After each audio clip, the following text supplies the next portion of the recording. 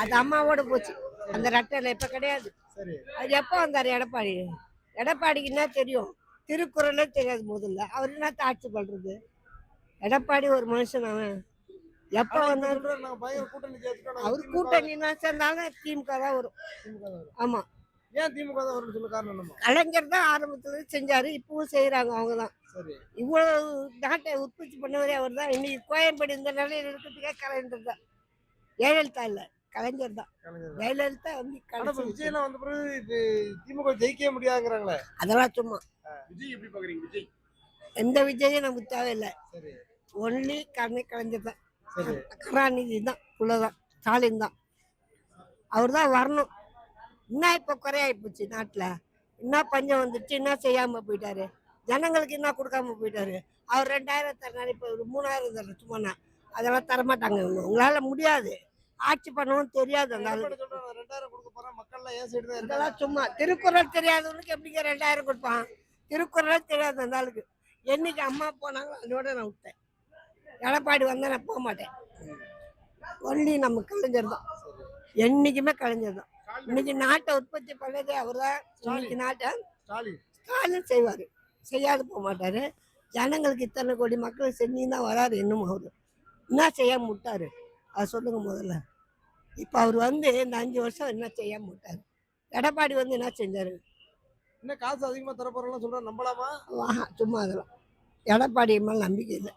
DMA கூட்டணி தான். நிறைய காரணங்களை சொல்லலாம். என்ன காரணம்? மாணவர்கள் படிக்கிறதுக்கு நிறைய லோன் கொடுத்துருக்காங்க. ஹாஸ்டல் இது சிறுவர்களுக்கு உணவு திட்டங்கள், காலை உணவு திட்டம் கொடுத்துருக்காங்க. அதுபோக மகளிருக்கு உதவி கொடுத்துருக்காங்க. மகளிர் பஸ் போகிறதுக்கு பயணம் பண்ணி கொடுத்துருக்காங்க. நிறையா காலேஜ் தந்திருக்காங்க.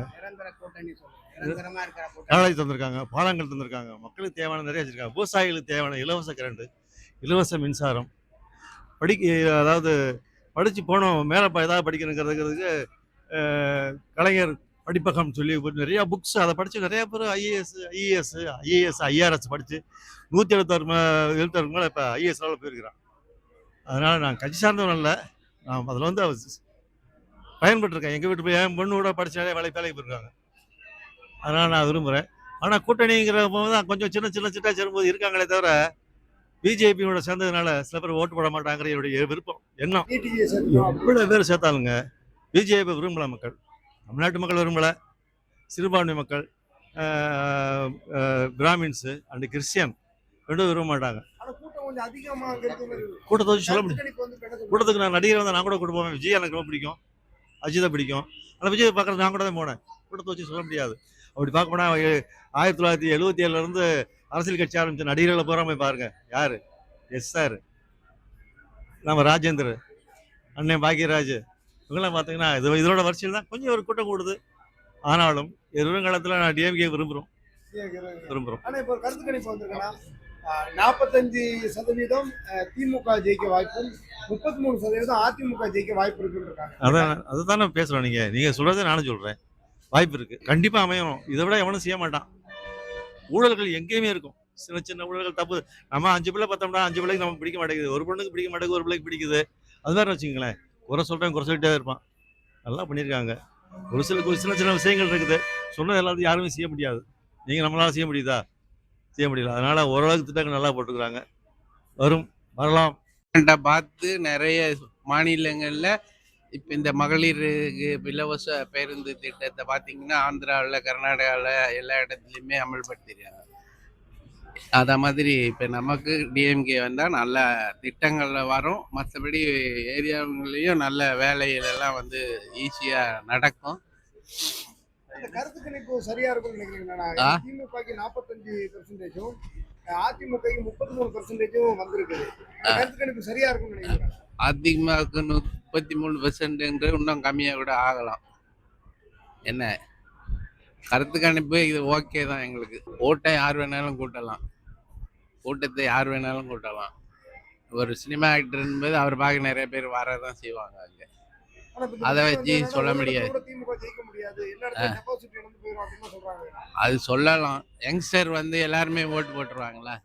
எல்லாரும் ஓட்டு போட மாட்டாங்க. விஷயம் தெரியாதவங்க தான் அவங்களுக்கு ஓட்டு போடுவாங்க. விஷயம் தெரிஞ்சவங்க போட மாட்டாங்க. விஜயில வந்து ரசிகர் தான். அந்த விசில் வேற கொடுத்துட்டாங்க. விசில் அடித்தாங்க தான் இருப்பாங்க அவங்க. அங்கே இளைஞர் இருக்காங்க, ஓட்டு போடுவாங்க, கூட்டம் கூட்டுவாங்க, அதெல்லாம் சாத்தியம் ஆகாது. இந்த முறையும் 2026ல திமுக தான் வரும். நல்லாட்சி தானே. என்ன பிடிச்சிருந்துச்சுன்னா ஏன் அவங்க சில நல்ல திட்டங்கள்லாம் நிறைய பண்ணியிருக்கிறாங்க. அங்கங்கே பாலம் கட்டுறது அதெல்லாம் பண்ணியிருக்கிறாங்க. மக்களுக்கு வேண்டியதை பண்ணியிருக்கிறாங்க. என்ன நினைக்கிறீங்கன்னா, இப்போ 45% திமுக இருக்குல்ல, அவங்க வந்து நல்லா செய்கிறாங்க ஜனத்துங்களுக்கு. அதனால நான் அந்த கருத்தை சொல்கிறேன். மக்கள் மத்தியில் திமுக ஆதரவு இருக்குங்களா? இருக்குங்க, ஃபுல்லாக இருக்குங்க. ஆ, ஏன் திமுக ஆதரிக்கணும்னு நினைக்கிறீங்க? ஏன்னா நிறைய சொன்னாத திட்டத்தை கூட நிறைய அறிவிச்சிருக்கிறாங்க, அதனால சொல்கிறேன் நான். ஆனா விஜய் பக்கம் இவ்வளவு கூட்டம் சேருது. ஐயா, ஒரு நடிகர்னா நிறைய பேர் கூட்டம் இப்போ வடிவேல் வந்தால் கூட அந்த கூட்டம் இருக்குங்க. ஆனா மக்கள் நாங்க ஓட்டு போட்டுருவாங்க, ரொம்ப அதிக ஓட்டு விஜய்க்கு தான். அதை நம்ப முடியாதீங்க. அதை பார்க்க வர ஜனங்க தான் நிறைய பேர் இருப்பாங்க, அது கருத்து சொல்ல முடியாதீங்க. ஆனா விஜயால ஸ்டாலினை பயமுறுத்த முடியுங்களா? முடியாதுங்க. முடியாது. ஏன் திமுக உங்களுக்கு ரொம்ப பிடிக்கும்னா? ஏன்னா முதல்ல அவங்க நல்லா இது பண்ணிட்டு வராங்க, அதனால தாங்க. அதனால கேக்குறேன். அதெல்லாம் நல்லா கம்ஃபர்டபுளாக இருக்கு. ஆனால் திடீர்னு நம்மளுக்கு திரும்ப கையில் காசு இல்லைன்னு போது நிஜமாவே சில நேரத்தில் போகிறது கம்ஃபர்டபுளாக தான் இருக்குது, நல்லா இருக்கு. மக்கள் உரிமை தொகை கொடுக்குறாங்க, அதெல்லாம் எங்களுக்கு இன்னும் தரவே இல்லை. கிடைக்கிறவங்கள பத்தி என்ன நினைக்கிறீங்க? தெரியல. கிடைச்சா எப்படி இருக்குங்க? மற்றவங்களுக்கு கிடைக்குது, அது கரெக்டாக தான் இருக்குது. சரி, மற்றவங்களுக்கு அது யூஸ்ஃபுல்லாக தான் இருக்கும். எப்படி நினைக்கிறீங்க? காட்சி ஓகே, பரவாயில்ல. எனக்கு வந்து ஓகே தான். ஆனால் ஏன்னா எனக்கு கூட நிறைய ஹெல்ப் பண்ணியிருக்காங்க. அதாவது இப்போ அந்த ரேஷனுக்கு கேட்டிருக்கேன், பட் இன்னும் கிடைக்கல. அப்ளை பண்ண வந்துரும்னு சொல்லியிருக்காங்க, வந்துரும்னு நினைக்கிறேன். வீடு தேடி வரோம்மா, நீ போமா அப்படின்னாங்க.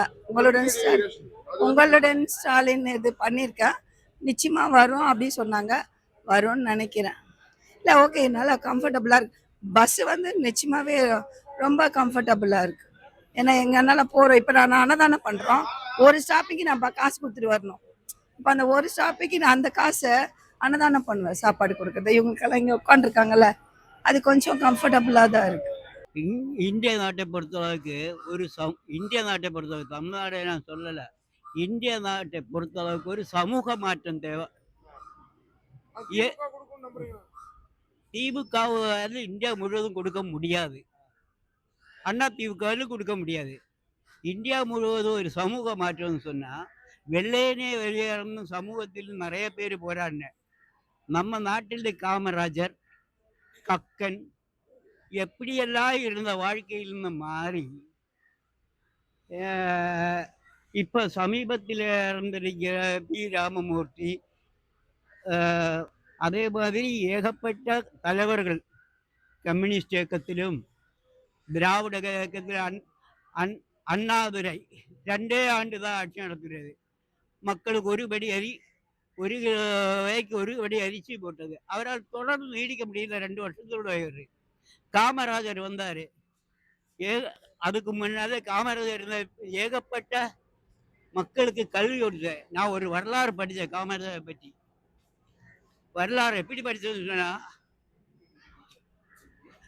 காமராஜர் ஜவஹர்லால் நேரு ஆகிட்டு விருதுநகர் பக்கத்தில் போயிட்டு இருக்கப்ப ஜவஹர்லால் நேரு சொல்கிறாரு, உங்கள் அம்மா பக்கத்தில் தானே உங்கள் வீடு, கொஞ்சம் வீடு பார்த்துட்டு போயிடலாம், அந்த வீட்டுக்கு போய் கொஞ்சம் பார்த்துட்டு போகலாம் அப்படின்னு சொல்லியிருக்கேன். எதுக்குன்னு கேட்டேன், உங்கள் அம்மாவை பார்க்கணுன்னு. அப்போ அங்கே வண்டி கொஞ்சம் தள்ளி நிப்பாட்டிட்டு வயலிருந்து கூப்பிடுறாரு, அம்மா ஜவஹர்லால் நேரு உங்களை பார்க்கணும் அப்படின்னு. ஆனால் அது கூடாம கக்கனோட வாழ்க்கையை சொல்லலாம். ஏகப்பட்ட கம்யூனிஸ்ட் இயக்கங்கள். இப்போ சமீபத்தில் மதுரையில் 2 வருஷம் எம்எல்ஏ ஆக 2 வாட்டி எம்எல்ஏ ஆகிருந்தா நன்மாரன் இறக்கிற டைத்தில் தங்கறதுக்கு சொந்தமாக ஒரு வீடு கிடையாது.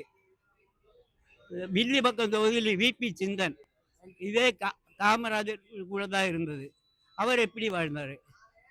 அதே மாதிரி இன்னைக்கு இருக்கிற திராவிட முன்னேற்ற கழக ஆட்சியை பொறுத்த அளவுக்கு சொல்லப்போனால், பப்ளிக்கு சொல்லுகிற நிறைய முன்னேற்றங்களை ஏற்படுத்தி இருக்கிறார் சொல்ல மக்களுக்கு. மற்றுள்ள அரசியல் கட்சியோடு சேர்ந்து ஏழை ஜனங்களுக்கு ஏராளமான உதவிகள் செய்கிறார். இனி ஒன்று மட்டும், தமிழ்நாட்டை பொறுத்து தமிழ் மக்களை கை வச்சேன்னு சொன்னால் யாரையும் விட மாட்டோம். அந்த தைரியம் என்னன்னு சொன்னால், உதாரணத்துக்கு ஜல்லிக்கட்டு. எவ்வளோ பெரிய மனிதர்கள் எல்லாம் ஆடி அரசு ஜல்லிக்கட்டை வைப்பாங்க. அந்த ஜல்லிக்கட்டையே கொண்டு வந்த தமிழ் மக்கள், அதுவும் நல்லா தீர்ப்பு வழங்குவார் என்று சொல்றேன்.